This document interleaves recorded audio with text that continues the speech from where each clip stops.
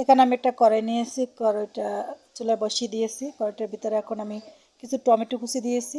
এভাবে টমেটোগুলো যেভাবে আমরা সালাদ করি ওভাবে কুচিয়ে নিয়ে সুন্দর করে টমেটোগুলো দিয়ে দিলাম কড়াইয়ের ভিতরে। দিয়ে এখন আমি দিয়ে দিলাম কিছু পেঁয়াজ কুচি, মিডিয়াম সাইজের একটা পেঁয়াজ কুচি দিয়ে দিছি। দিয়ে দেবো কাঁচামরিচের ফালি, কিছু কাঁচামরিচের ফালি। এখানে যে যে পরিমাণ ঝাল খেতে চান ওই পরিমাণ দিয়ে দিবেন। দিয়ে এখন আমি দিয়ে দেবো একটু সয়াবিন তেল, এই যে রান্না করি যে তেলটা ওই তেলটা দিয়ে দিলাম, সামান্যই দিব।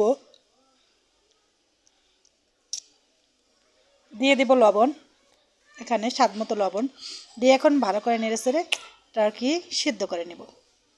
এই যে দেখেন একদম সেদ্ধ হয়ে গেছে, যে পানি উঠছে পানিটা এখন শুকিয়ে নেব।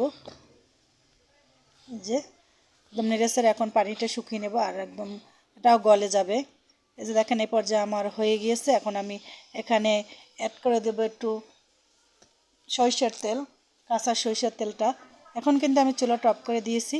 চুলাটা অফ করে দিয়ে একটু সরিষার তেল দিয়ে দিলাম ধনেপাতা কুচি দিয়ে এখন নেড়ে চেড়ে নিব। এই যে দেখুন এখন পরিবেশন করে দিয়েছি একটা বাটিতে। এটা না খেলে খেয়ে দেখবেন শীতে, নাহলে কিন্তু মিস করবেন।